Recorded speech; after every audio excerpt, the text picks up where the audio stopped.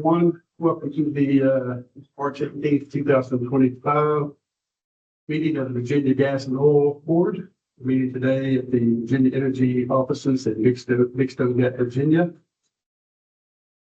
this point in time, I'd like everyone to please silence your cell phones or future phones or electronic devices if you're online on this morning, because they're already recording these proceedings.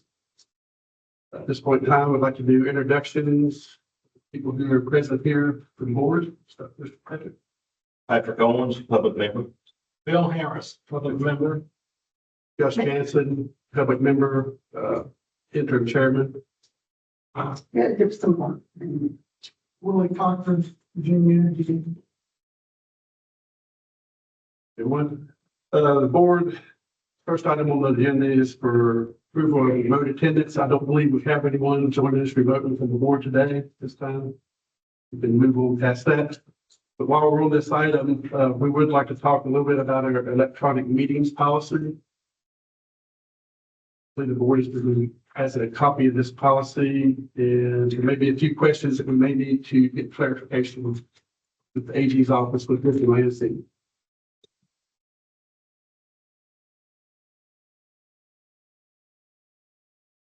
Thank you, Mr. Chairman. I take it that was the signal for go now. That's it. Do you have anything you want to say before we ask a couple of questions? I'm sorry, that was directed toward me, Mr. Chair. Yes. Sorry. No, I think you all got the idea of what this is about. The General Assembly requires us to adopt and re-adopt this policy. This is a policy that the board has really already adopted. We're just putting it forward to the board again with some slight tweaks in light of some changed law. So we're just following the General Assembly's new directive and recommending it for re-adoption for the board as from now on, it will need to be done annually. And we would recommend that whenever this board holds its annual meeting, it's meeting where a new chair or new vice chair, and so where new officers are elected, that this policy would be put forward for re-adoption whenever that happens.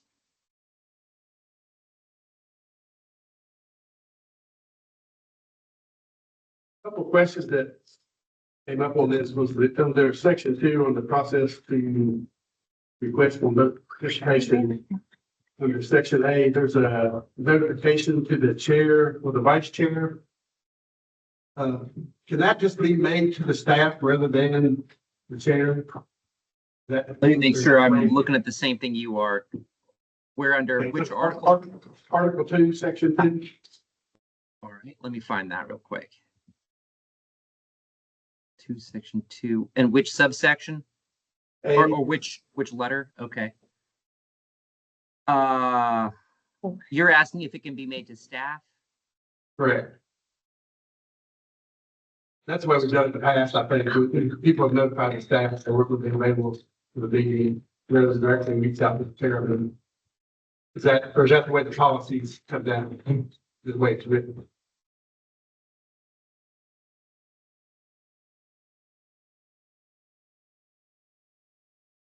You know, generally the reason why it's supposed to be the chair who's notified is that is the chair is supposed to be in that decision-making capacity to at least give initial approval to it.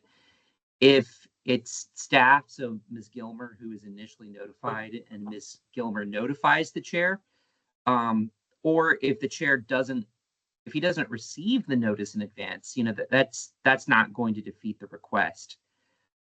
My recommendation would be to keep it as it is so that it's notifying the chair, which has been what the policy has always said, but I think that's complied with sufficiently if Ms. Gilmer is notified and she notifies the chair. Okay, that's fine. We just want to make sure we weren't doing anything we're backwards the way we're supposed to be doing it. So. Yeah. And then the second part of that is that there is a reference to a vice chair. I don't believe we've ever had a vice chair on this committee, on this board. So we need to elect someone as a vice chair so that we're in alliance with this. I would definitely recommend having a vice chair. and just, whenever you elect your chair, have a vice chair available. I think that's general, I think that's just a good best practice. Okay, we can take care of that. Then the last question was, on section 2, the all virtual public meetings. I think many of us were under the impression that we weren't supposed to be doing any all virtual meetings going forward. So I think we do have that opportunity if we need to do that. Yes, yeah. We know- So I think it's a good thing that you avoid all virtual meetings.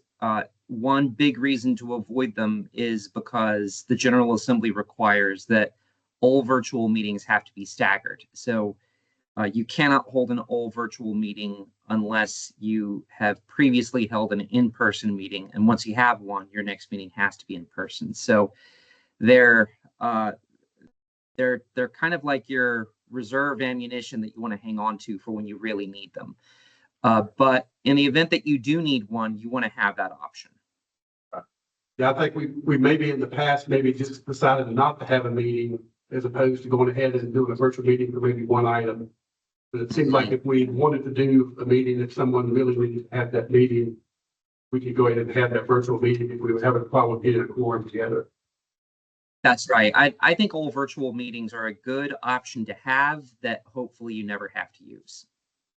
Okay, that's good just to clarify that so all board members understand that we do get that option. So, I guess we want to go ahead and approve this policy today. Or going forward, is that what we need to do? As soon as the board is ready, it doesn't have to be today. The drop dead deadline is July 1. But if the board wants more time to consider it, you can do that. Or if you want to go ahead and adopt it today, that can also be done. Do we have any other discussion on the policy to the board? I'm not sure. I'm just curious about the 3 o'clock deadline the day before. That just struck me as just kind of odd, and I just wondered where that arose.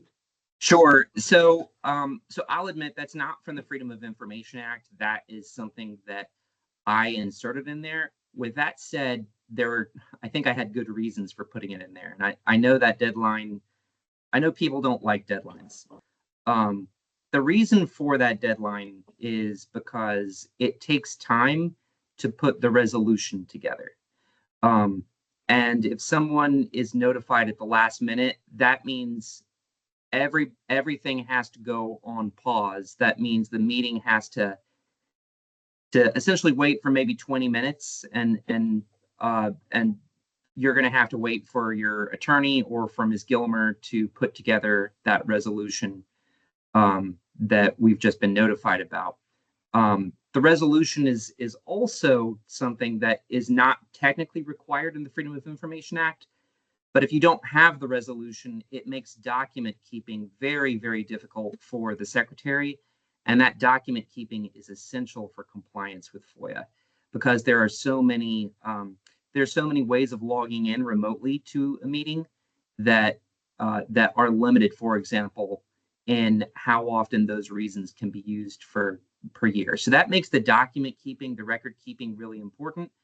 And in order to have that record keeping run smoothly, it really has to be done well in advance. Okay, I was just curious. I just didn't know if that was arbitrary or what. Not that I'm complaining about it. Yeah, it's not statutorily required. So if you wanted to dispense with it, you could. It just there are good reasons of convenience for having it. Yeah, no, I have no reason to oppose that. I just saw that and I thought it's an interesting time. I just wondered how that originated. The purpose of the deadline is to give us time to throw together the paperwork. I understand. It gives us about 2 business hours to put it together. Yeah. Yeah, I'll just add that anytime any of the board members know that you're not going to be available in person at the meeting for the next month, you know it well in advance, go ahead and let staff know that way. Just have all those things taken care of. Impacts the meeting. Sounds like we're pretty close to getting to this policy. Anyone want to make a motion to approve the policy today? Motion to approve. I'll second. Okay, we'll poll the board, Ms. Gilman. Yes. Mr. Owens, Yeah. Mr. Harris, Yes. Mr. Jansen, Yes. Mrs. Gibson, Yeah. and Mr. Cochran. Yes. And that's approved. We also want to go ahead and address the vice chair at this point in time while we're on this subject. Any discussion on that, or anyone wants to make a motion to nominate someone to be the vice chair? In compliance? I think Mr. Harris has done a good job filling in with Donnie for a while. If he would take that, I'd take that motion. I was hoping to get out at some point, but, and that would be okay. I mean, it's hardly ever that we need to. I don't think I've ever done it. I have for Donnie, but, Right. so that wasn't in a vice chair's capacity. I'll accept that. Okay, if you all. Anyone else? Want to nominate anyone else? Do we have a second to Mr. Harrison's nomination? We have a second to that. Jim will poll the board for approval for Mr. Harris being their vice chair. Mr. Owens, Yes. Mr. Harris, I guess it's appropriate, like voting for yourself, yes. Mr. Jansen, Yes. Mrs. Gibson, and Mr. Cochran. Thanks for the procedural thing today. We'll move on to item number 2 on the docket. The board will receive public comments. And I believe we have no public comments today from anyone present or online. Good. So we'll move on to item number 3.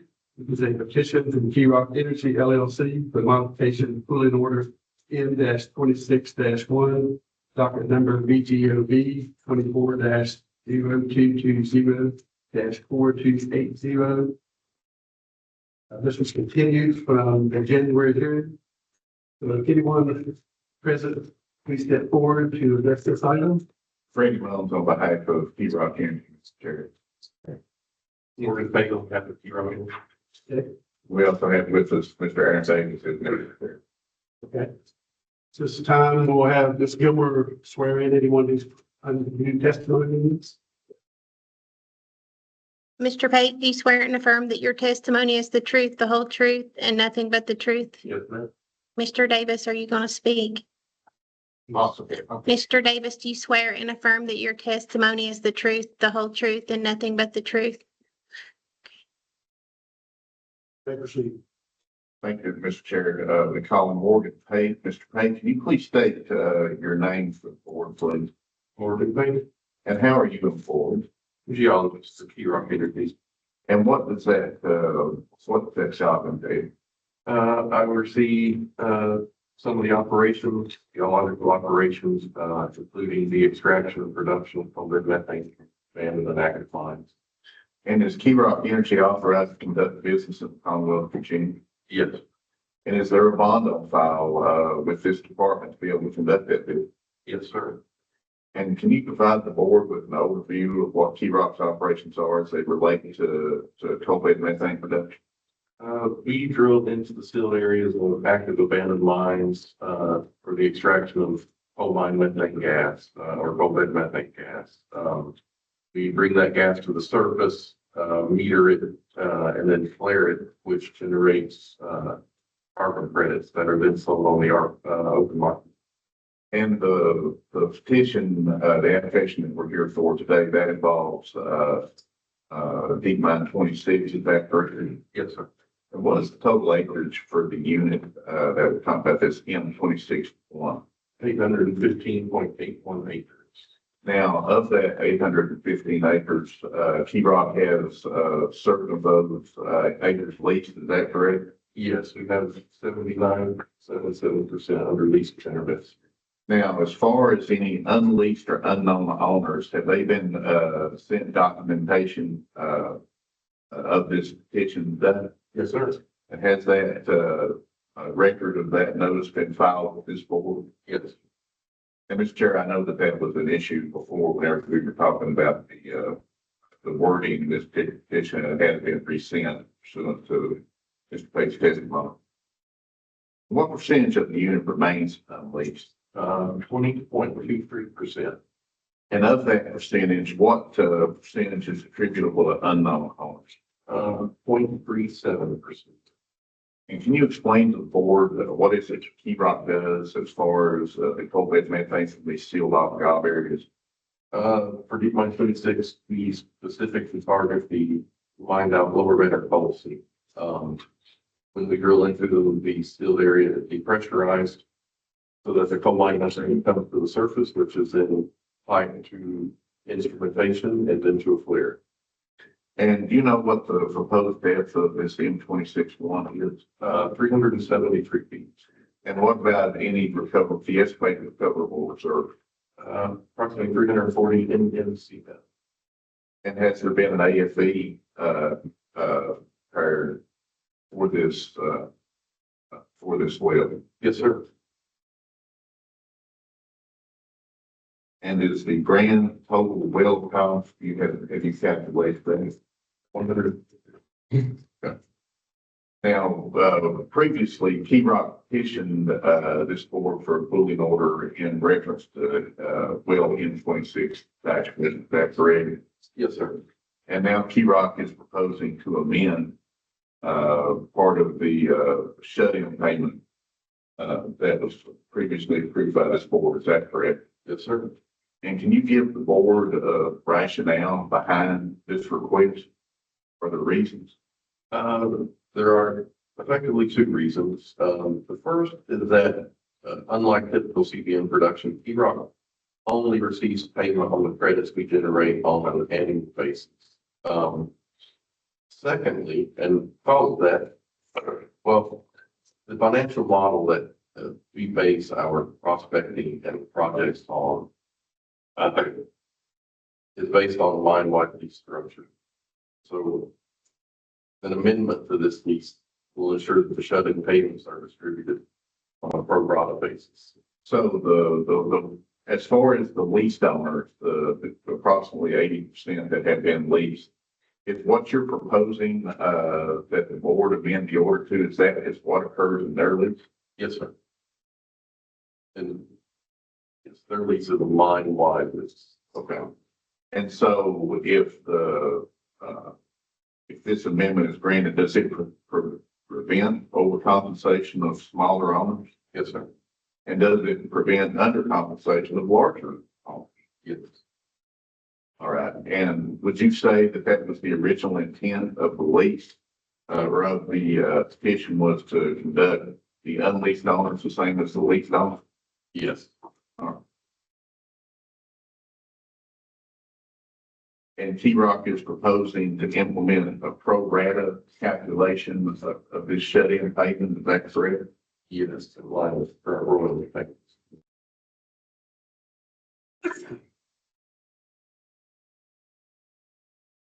And how does this proposed amendment promote equal treatment amongst the owners in the unit?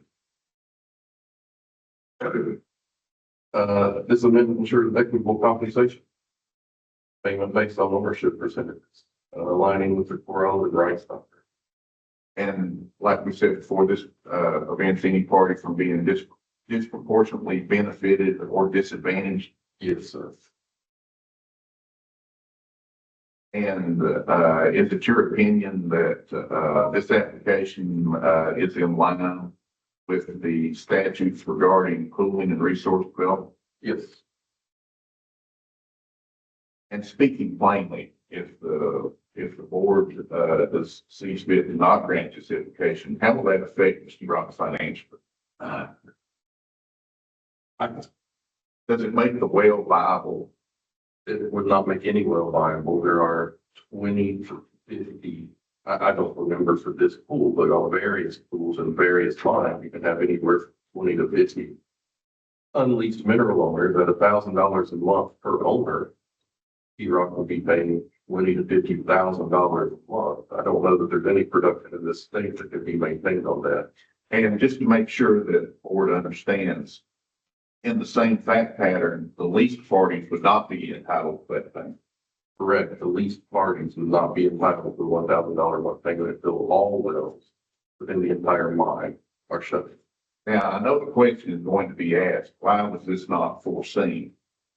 Whenever, this was brought to the board, before. Is it fair to say that this has been a learning process for E-Rock as far as how, traditional CDM leases, line up with what your old business model is? That would be very fair to say. We initially leased Deep Mine 26 under the advisement of the director. We did not need to come in front of the board or get a permit for the initial well. So, shut-in payments went only to Intervest in the case for all wells were shut in. That same lease was mimicked on a nearly one-to-one basis at Deep Mine 41. When we started at Deep Mine 41, we were required to come in front of the board and permit the wells, but in the case of Deep Mine 41, by and large, all the sealed areas are 100% owned by Intervest. So again, the shut-in royalty was fairly non-active. And then that language simply erroneously carried over into the sealed areas of Deep Mine 26. And just to reiterate, if the shut-in payments were capped at $1,000 and the rest of that fee annually, that reduces unnecessary financial strain on the unit. Yes, And in your opinion, if the board grants our application today, would it prevent waste, promote conservation, and protect the four-legged right? yes, sir. That would be our estimate. Hey, Thank you. Thank you. Questions from the board? I have a question. Still am not understanding the $1,000 and how the owners, have reacted to that and how much less are they going to get than what they would have gotten with this 1,000. I would say by and large, we do not receive reaction from the owners. I say that I personally have received a few phone calls, from a few of the owners who have expressed displeasure in their payment being reduced from 1,000 a month to probably what would be somewhere between 5 and 50 a month. If I'm being honest, then Intervest would receive 800 of that 1,000. The other 20 to 30, depending on how many are in that unit, that the rest is broken up amongst them. So no one else would receive more than 200. That's pretty drastic, in what the owners of the state. It is, but I will be honest, that E-Rock's only alternative is to pay 30,000 a month. We would shut the well in immediately if no one would receive anything. Do they have, does the whole group have a, decision to make on this? The owners of the leases or whatever? in the original order, there was an option given, in the original ruling order, there was an option given to the owners. They could elect to participate financially. And nobody did that. We've also mailed out leases, to the owners and no one signed. So they don't sign them, what's the, They operate under the board order. of the $1,000? So you haven't received any new leases where they've accepted your, change? Uh, So that means you can't change it, am I correct? I think you're correct. Right now, we're bound under the booking order. What, if the board says yes, then we're overruling the owners, right? I think you would be overruling the Timberville's order. I'm sorry. I think you would be overruling the previous pooling order. I don't think you would be overruling any lease. I actually think if you were to revise this, you would be aligning the pooling order with the Intervest lease. What's my concern? Mr. Chairman, may I ask a follow-up, please? Sure. Mr. Payne, is given, the amount of payment that is proposed as it currently stands under the pooling order, Is the amount that each owner would receive this proposed $1,000, was that in excess of what they would expect to receive, generally speaking, from the actual, flaring of the gas? Oh, yeah. There might be one or two mineral owners who would receive more than $1,000 a year on this 12.5% royalty. But by and large, just a single month of shut-in payments would eclipse their annual royalty amount. It's fair to say that it greatly eclipsed. Yes, the vast And majority, that's just for 1 month. yes. Thank you, Mr. Chairman. Other questions for the board? This well's not drilled yet, correct? It has been drilled, sir. It has been drilled.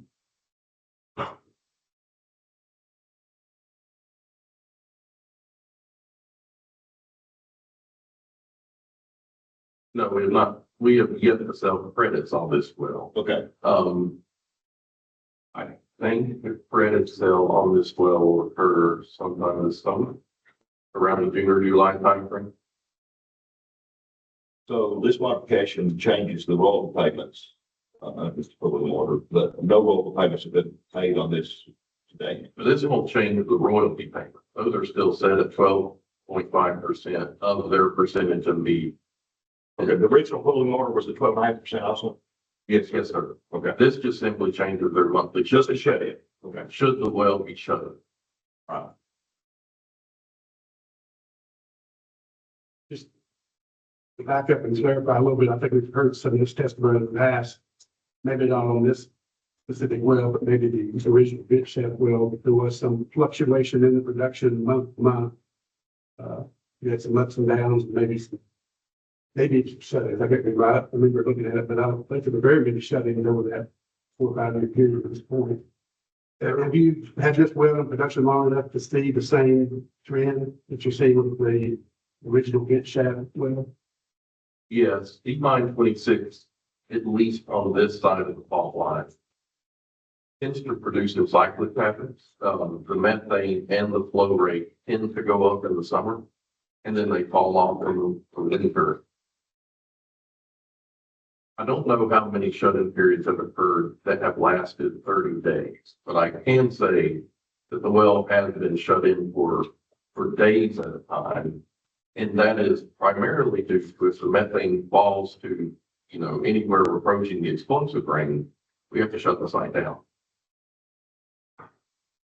I could go back and look at the data to answer that. That's fine. I just wanted to see a comparison between this and something no well just some history on in the past in the state general area. Well, P-Rock Coach is at a completely good point, and then it never goes wrong. Exactly. Other questions from the board? One more question. The calls that you got that were not happy, those were not from those were unleashed Yes, sir. individuals. So that's really good. Yeah, and I guess it's follow up to that, but those people probably hadn't received any shut-in payments on this well to this point, since it's been fairly new. Those individuals haven't received any payment that I know of, from any royalty or shut-in payment. I've received calls trying to predict how much royalties they might receive. We've mailed out leases in conjunction with bringing this in front of the pooling, front of the board. To date, no individuals have signed the lease, whether the shut-in language matches the pooling order or not. My opinion is that a lot of these folks feel that signing a lease would grant us permission to enter the property through.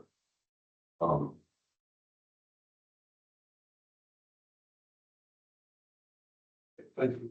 Other questions from the board? Yeah, one other, once again, if we have do this, you've got others behind, right, that I'm coming. Do this thing, There's potentially 2 others. 2 others. Both related to Deep Mine 26. We don't have anything right now related to P-Line 41 that I'm aware of.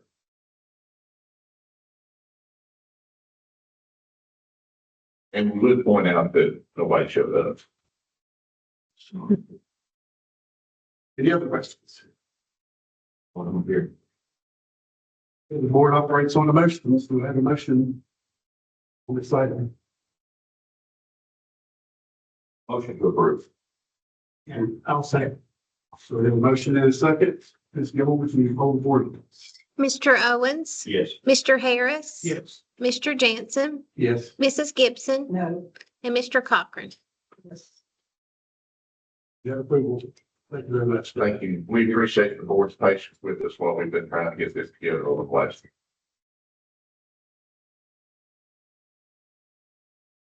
And we'll move on to item number 4, a petition from Pocahontas Land LLC for the first escrow plans to be deposited for escrow as agent to the tracks 3 and 4.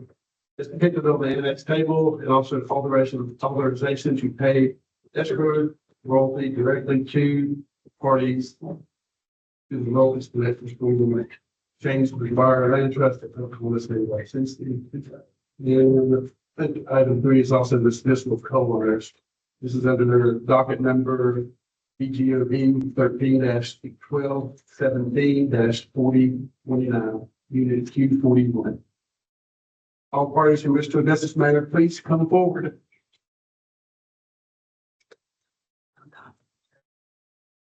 Mr. Schwartz, Yes, Mark Schwartz and Kelly Berry. and thank you. You see no others. Ms. Gilmer, could you swear in potential witness here? Mrs. Berry, do you swear and affirm that your testimony is the truth, the whole truth, and nothing but the truth? I do. Kelly, would you state your name for the record, please? Kelly Berry, Who do you work for? Pocahontas Gas LLC.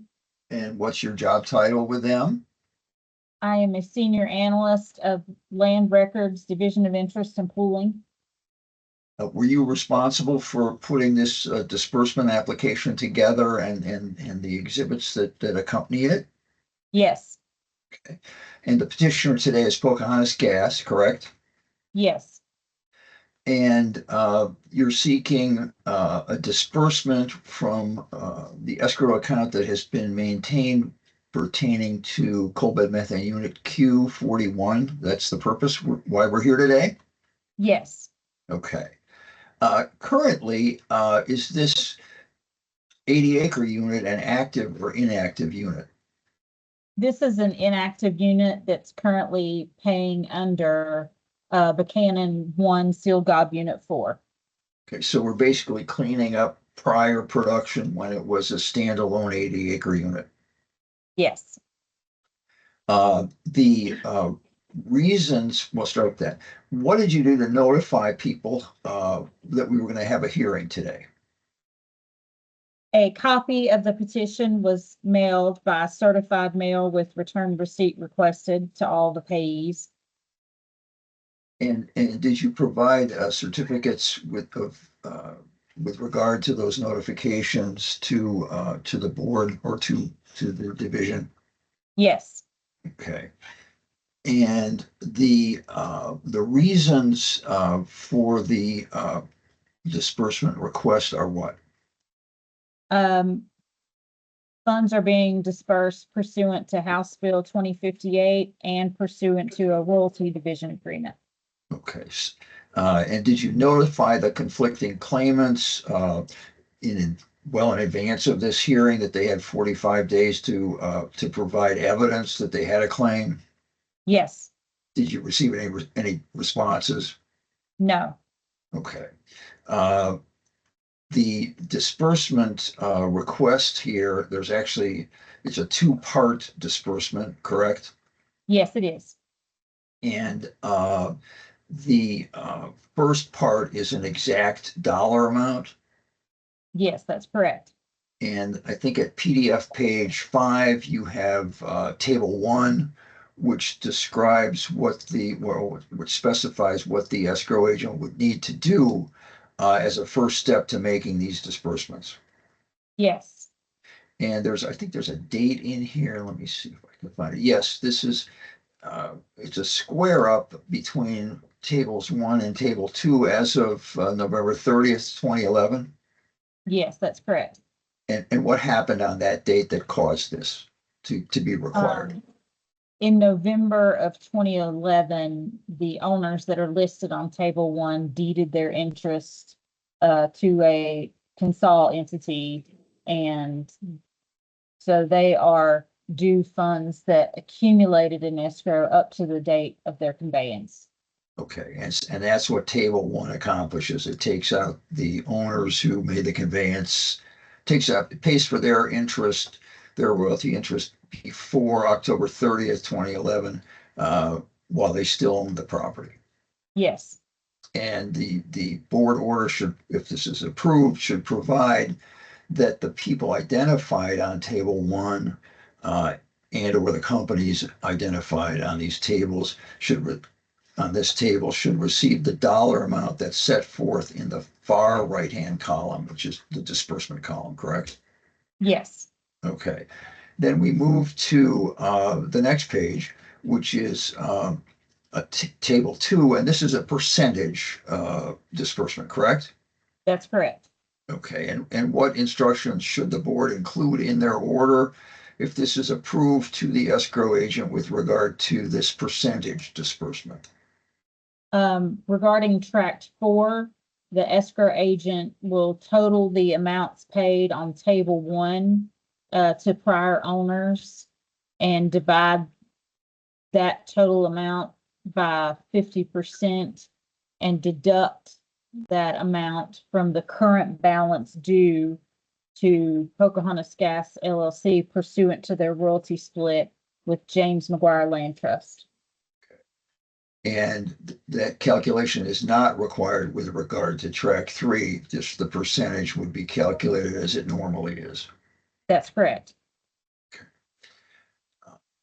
And then this is one of the units where we're actually able to close an escrow account if the disbursement is approved. Yes, the escrow account will close. And that's noted on PDF page 7. Now, PDF page 8 is in Exhibit EE, and that's the path forward in terms of how people will be paid their division of interest going forward in the event this disbursement is made and the escrow account is closed. Yes, And then the next exhibit, see here, we need to look at Exhibit J. And Exhibit J is something that we prepare every time we do a disbursement.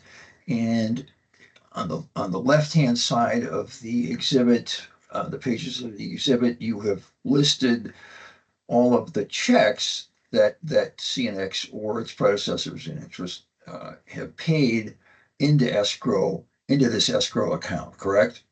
yes, And then on the portion that's a different color, at least the heading, to the right-hand side, you have gone through the available escrow agent records to try and match the checks that we believe that we paid into escrow to determine whether or not they were recorded appropriately by the several escrow agents that we've had over the years. yes, And this unit started out, this unit started out in late 1993, I think, correct? yes, And if we look at the first page of Exhibit J, which is PDF page 10, we've got on both sides, the CNX side and the escrow agent side, we've got some cells that are circled with a darker, a bold outline, correct? yes, And that represents instances where the numbers don't necessarily match, but you can account for it by doing some math. yes, Okay. As we go through, and there are a lot of those as we go through these pages. If we go to the next page, which is page 2 of 8 of this exhibit, we've got some things in yellow though. yes. And what does that indicate? That represents instances where our deposit information does not align with the information recorded by the various escrow banks, and we cannot reconcile the amounts to each other. As we continue through Exhibit J, there continue to be some of those yellow highlights indicating items we can't really account for based on the escrow agent records. And then there are further instances where we are able to figure out the differences and balance the account, and those are the ones more of the ones outlined in dark. Yes, Okay. And at the very end of Exhibit J, you've listed for us, that would be PDF page 17. You've indicated that there have been prior disbursements, yes, and you have done some math to do a calculation that would be our estimate of the escrow balance. yes, And then you've compared that to the January 2025 First Bank and Trust balance, correct? yes. And is there a difference? And if so, what is it? The difference is the First Bank and Trust balance holds $726.06 less than our balance equals out to. That's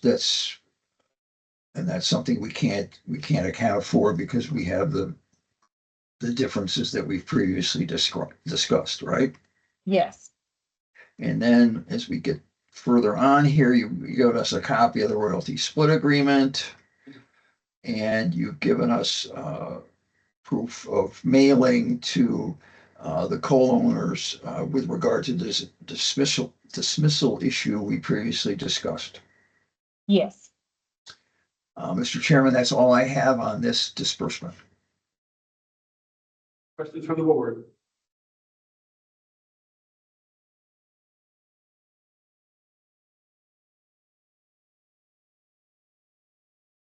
Just one quick question on the PDF page number 6. Okay, There's the wells contributing to the escrow account. All those wells are listed as part of the sealed gob unit. It's under a different account than this original unit, or is it all one account? Those are the wells that contributed to the escrow account for this unit when it was in the status of panel production prior to the sealed gob area being sealed. Okay. So those are no longer applicable at this point either, right? They're Right. okay. I just want to clarify what those were listed there for, since we talked going back to the original unit. Any other questions from the board? The board operates under a motion. Do I hear a motion for this item? Motion to approve. Second. Have a motion and a second. You want to poll the board for approval? Mr. Owens, Yes. Mr. Harris, Yes. Mr. Jansen, Yes. Mrs. Gibson, Yes. and Mr. Cochran. You have approval. thank you very much. We'll move on to the next item, item number 5, petition from Pocahontas Land LLC for the disbursement of escrow funds heretofore deposited with the board's escrow agent, given to tracks 2B and 2C as depicted on the annex table, and the authorization to pay escrow royalty directly to the parties.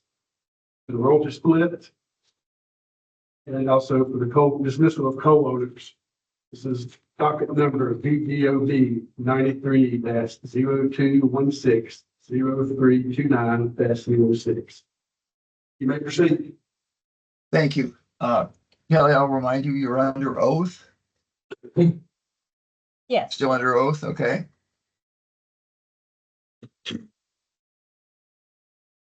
I didn't hear a response. yes, yes. Okay, okay. And once again, we have the petitioner is Pocahontas Gas, the operator unit, correct? Yes, And you work for them, and you prepared the petition that we're looking at today, and we're responsible for putting the exhibits together, correct? yes. Okay. This is another disbursement request, and what are the basis or the reasons for this request? This is essentially a carbon copy of the previous request for a different unit. We have funds being dispersed pursuant to House Bill 2058, as well as funds being dispersed pursuant to royalty split agreement. Okay, and once again, did you provide notice to conflicting claimants, co-owners specifically, that they had 45 days to come up with a documentation or an explanation supporting a claim? Yes, And is it true that you didn't receive any response in that regard? that's correct. Okay. Once again, since this is similar to what we just looked at, I'm not going to go spend too much time on this, but we have two tables, table 1 and table 2. Yes, we do. What's the cutoff date with regard to the disbursement of funds? November 30th, 2011. And the reason, again, that there are two tables is what?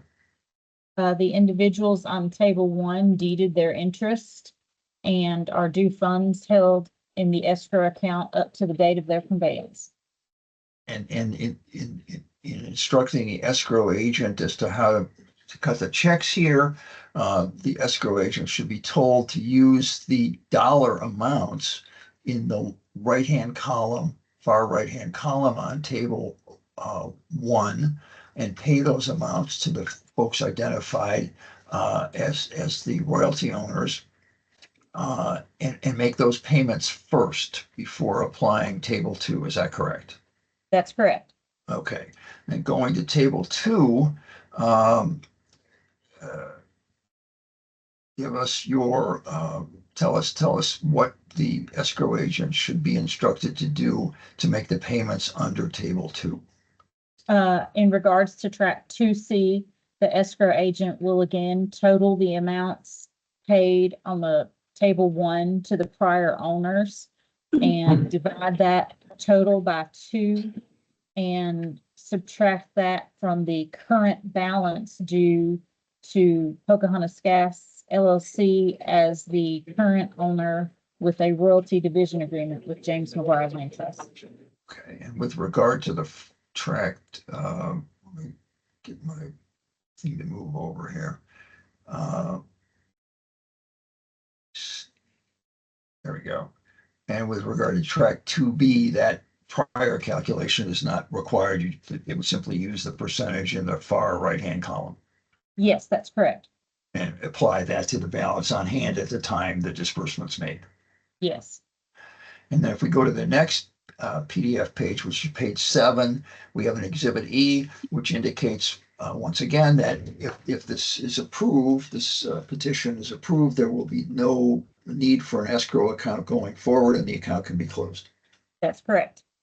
And the next page, PDF page 8, is Exhibit EE, which is kind of the path forward of the division of interest that they will be paid, how they will be paid in the event of further allocation, if any. Yes. Then we have an Exhibit J, which starts at PDF page 10. And we have the same kinds of highlighting, the same left-hand columns with regard to the payments of royalty into escrow, and then the accounting by the escrow agents on the right-hand side. And we've got the same indication of discrepancies that we can resolve and discrepancies that we cannot, correct? Yes. Go to the very end of Exhibit J, we have PDF page 21, I guess. Yes. And we've got, once again, we have prior disbursements. Yes. And we have your calculation, meaning the petitioner's calculation and estimate as to the bank balance and the actual balance reported by the current escrow agent as of January 2025. And we see a difference, correct? Yes. What's the difference? The First Bank and Trust account holds $161.06 less than our account balance. And you've got the royalty split agreement attached. And you have provided us once again with the mailing affidavits to the co-owner, the mailing, the receipt for the mail, and a copy of the form letter that was sent to them to solicit proof that they had a claim, correct? Yes.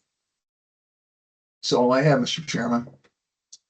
Thank you. Questions from the board?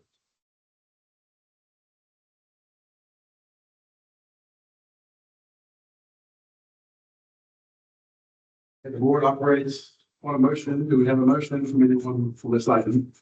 Approve. I'll second. The motion is second. Poll the board, please. Mr. Owens? Yes. Mr. Harris? Yes. Mr. Jansen? Yes. Mrs. Gibson? Yes. And Mr. Cochran? Yes. You have approval for that item. So we'll move on to item number 6, the petition from Pocahontas Gas LLC for repooling under Oakwood 2, Unit CC 34, docket number BGOB 20-1020-4221-01. All parties who wish to address this item, please come forward.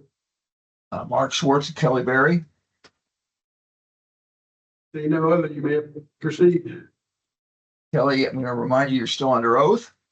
Yes, Okay, could you state your name for us again? Kelly Berry. Your employment? I work for Pocahontas Gas LLC. Okay, and did you prepare and or supervise the preparation of this repooling petition and exhibits? Yes, This unit was originally pooled in 2020, correct? yes, And when it was pooled in 2020, it was simply pooled for production of gas under strike that the respondents and the people that you have leases from and your ownership interests were all pooled in terms of production, correct? yes, But the only method of production that was approved back in 2020 was under the Oakwood 1 rules. that's correct.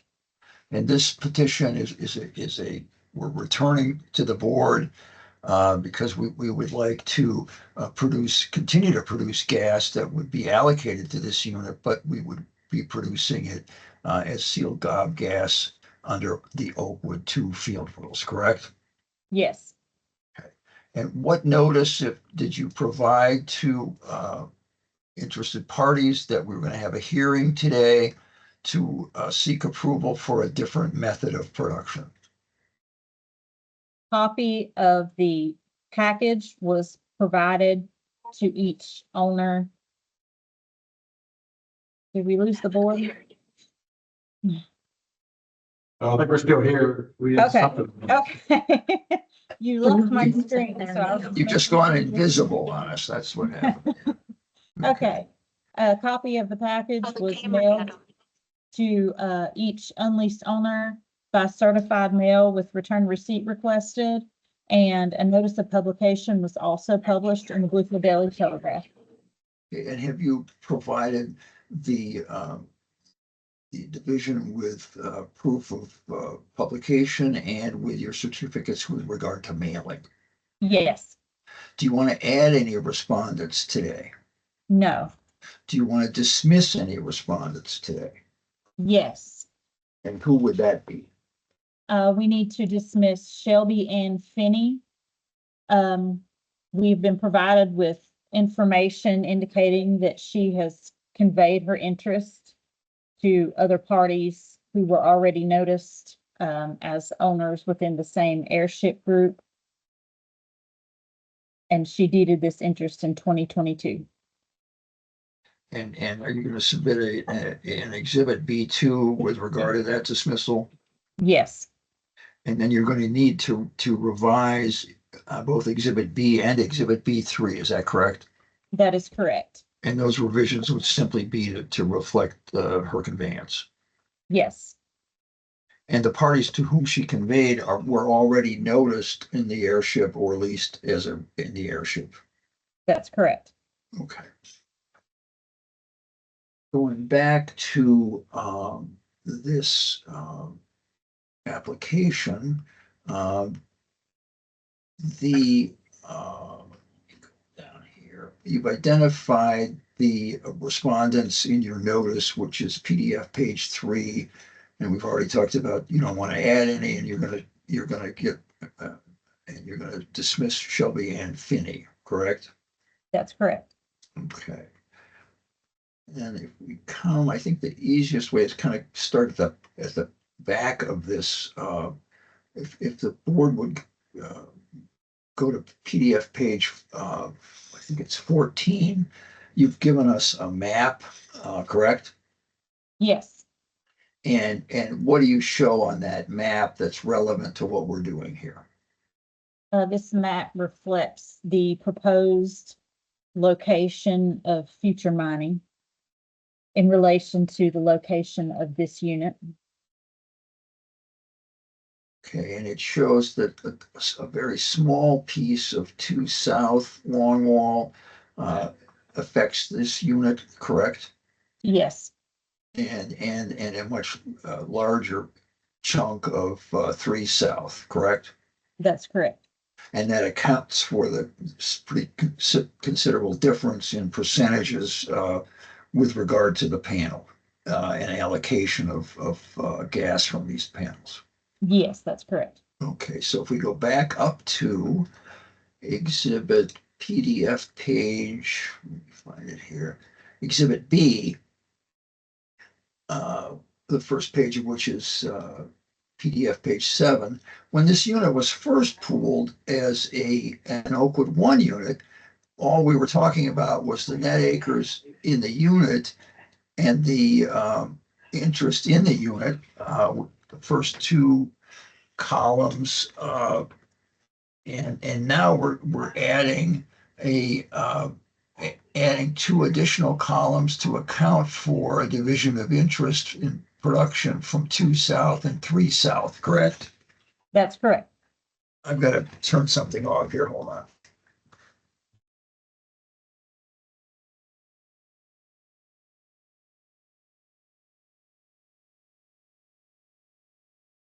Sorry. And so you have reported under those 2 columns, division of interest in 2 South and 3 South, the division of interest for all of the folks you identified in Exhibit B, which would be all of the owners that they have in the production from these 2 panels, correct? Yes, Okay. Then with regard to Exhibit B3, that simply repeats the people that are the division of interest for the folks that are being force pooled, right? yes. And if we get to the end of Exhibit B3, which is PDF page 11, we discover that the unleased acreage in the unit is how many acres? 0.0446%, and it's 0.0357 acres. You're getting close to 100%, right? Well, if you add that in, it is 100%, correct? Yes, Okay. And you have provided at PDF page 11 an AFE, which you've used as a template, correct? yes, Okay, and the next page, PDF page 13, is you've taken the wells, 22 wells in the panel, in 2 South and 16 wells in the 3 South.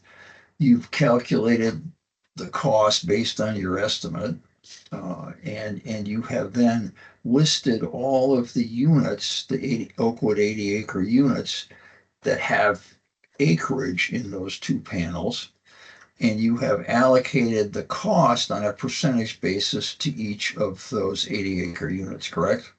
that's correct. And the cost that you've allocated to this unit, the CC 34 unit pertaining to 2 South, is what dollar amount? $43,059.29. And the cost that you've allocated with regard to 3 South is what dollar amount? $1,070,148.92. And if folks wanted to participate, they would take their division of interest in each of the panels, multiply it times the allocable costs regarding each panel, and that would give them the dollar amount that they would need to contribute to participate, correct? That's correct. And the same math would be the starting point for being carried. Yes. Okay. And the next page is PDF page 14, which we've already discussed, which is the mine plan and existing mining for these two panels. The last thing that you always provide when we're pooling or repooling, you've got a proposed order, correct? Yes. See if there's anything else. Oh, and then lastly, is it your opinion that this allowing production under Oakwood 2 protects correlative rights and in fact enhances the amount of revenue that all of the owners will be able to receive pertaining to their acreage? Yes. And lastly, is it your opinion this is a reasonable method to produce the remaining coal bed methane from this pool? Yes. That's all I have, Mr. Chairman. Questions from the board?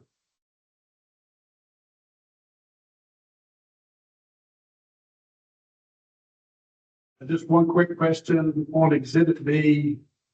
You have a documentation pending notation there with the Helen Adams heirs. Yes.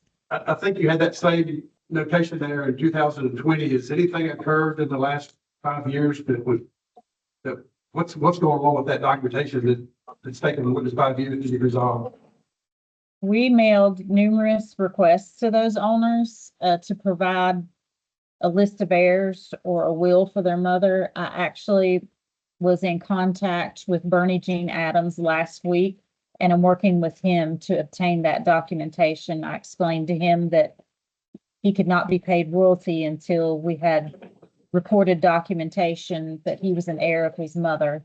And so it appears that process is finally going to move forward now. Okay, thank you.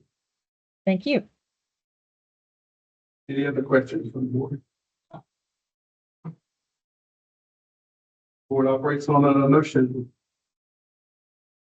Motion to approve. Second. We have a motion and a second. Ms. Gamble, would you poll the board, please? Mr. Owens, Yes. Mr. Harris, Yes. Mr. Jansen, Yes. Mrs. Gibson, Yes. and Mr. Cochran. Yes. You have approved that item. Thank you. Thank you. Okay, item number 7 on the agenda is the board will receive an update from the board and division activities from the staff. You have updates? One thing, Jesse, you're on there, would you give an update on what we talked about, the unknown, unlocatables, about sending the future ones to unclaimed property and time frame? Sure, you just let me to summarize that. Yes, please. Yes. Okay. Sorry, I had trouble hearing you at the beginning. So essentially, the private entities that are holding these funds in escrow are required to do so for 5 years as they have a fiduciary duty. And after that 5-year period, then they can transfer it to the Treasury Department of Unclaimed Property. So we've come to realize that that is a hard 5 years deadline right there, and they can't fast track it as we thought or hoped. So just wanted to let you all know of that.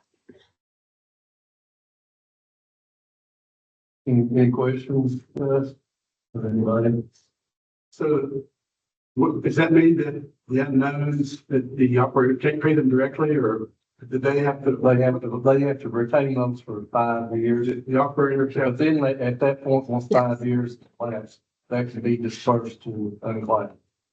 It's only Yeah. one deal, but what came out of our escrow was down by 1 year at the escrow rates is getting addressed. The timeframe, 2 different ones. But just clarifying that the operators had all the time. Okay, so is there a tracking mechanism for that? How does that make sure that it's done? They are reporting that to us when they pay to the Department of Treasury on their annual report So there, with the spreadsheet. Yes. yes, any questions?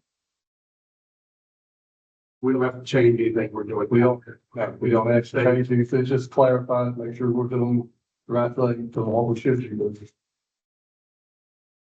The only other update that I have, we do have, docs for the next meeting, so, we will be having a meeting next week. Anything else there? No, sir. We'll also have a, escrow date next month too, right? Coordinates. Yes. Any other questions? Thank you, Jesse and Eric. Yeah, thank you all for helping us get through this today on a couple items. Thank Okay, you. Board will review the February 25 minutes for approval. Everybody's got a copy of those. Questions or corrections?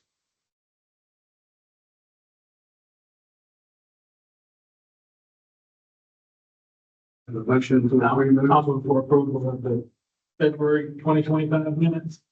Second. Second. All in favor? Yes. Okay, that concludes the meeting for March 18th, 2025. Thank you everyone for participating in that.